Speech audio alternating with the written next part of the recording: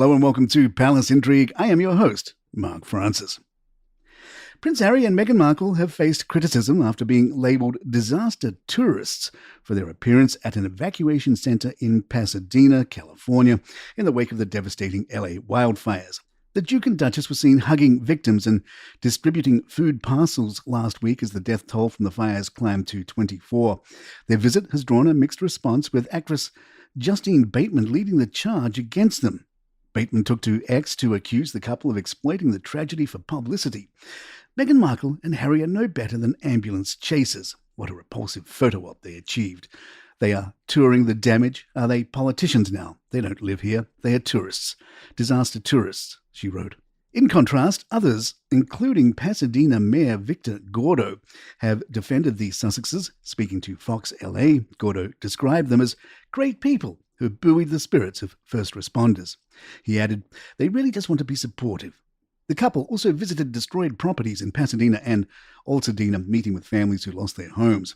Harry and Meghan were seen embracing World Central Kitchen founder Chef Jose Andres, whose organization is providing free meals to evacuees and emergency workers.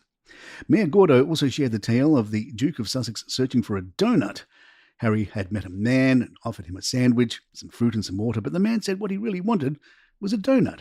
Gordo tells it, Prince Harry says, there's no donut here, but I will find one. He takes off and 10 minutes later he returns with a donut. The gentleman looks up and says, I guess I need my carbs and my sugar. That gentleman tonight is at the convention centre and does not know it was Prince Harry who brought him that donut. He added that the man quipped to Harry, if you ever run for anything, I'll vote for you. The Sussexes reportedly opened their home to friends and evacuees, although there have been no further details on how many, if any, people are now living with the couple, and if those people are celebrities or non-famous people from Los Angeles, although to be fair, it is possible the donut fan is standing in Meghan's kitchen in Montecito right now. Meghan's highly anticipated Netflix series With Love, Meghan has been delayed in light of the devastating wildfires ravaging Southern California, her home state.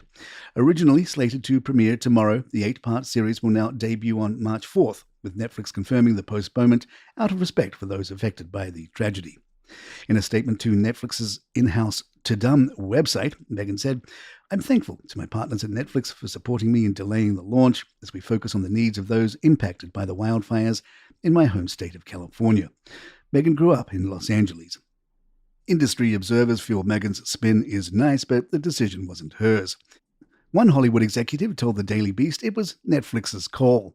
A moment where people's homes are literally burning down in LA is not the ideal moment to release an aspirational homemaking show set just up the road. The insider says that Archwell had zero influence on the decision, adding Netflix writes the rules, it's their world, we just get to play in it. With Love, Meghan promises to blend practical advice with candid conversations, showcasing Meghan's playful approach to creating beauty in everyday moments. The show's description teases cooking, gardening, and hosting tips with a roster of famous guests, including Mindy Kaling, Abigail Spencer, Roy Choi, and Alice Waters. Meghan herself serves as an executive producer throughout the Archwell productions, continuing the couple's multi-million deal with Netflix. Royal author told the Mail Online, the last thing anyone is interested in is a program about having friends round to eat canopies or arrange flowers when the city is going up in flames and people have lost everything. Buckingham Palace has confirmed King Charles's first overseas trip of 2025 as the monarch's cancer treatment continues to move in the right direction. The King will travel to Poland at the end of January to mark the 80th anniversary of the liberation of Auschwitz, attending a commemoration service at the Auschwitz-Birkenau Museum and Memorial on January 27th, Holocaust Memorial Day. This will be Charles' 5th visit to Poland, during which he will also meet the Polish president and engage with local community in Krakow. King has long recognized for his efforts to promote interfaith harmony and community cohesion. A source commented, the King's respect both for and from the Jewish community is well known, and he will be warmly welcomed at the commemorations. Later in the year, the King is set to travel to Italy for a spring visit to Rome, where he will meet Pope Francis in a historic private audience. The meeting will mark the first time Charles has met the Pope as king and is being hailed as a significant moment in his reign.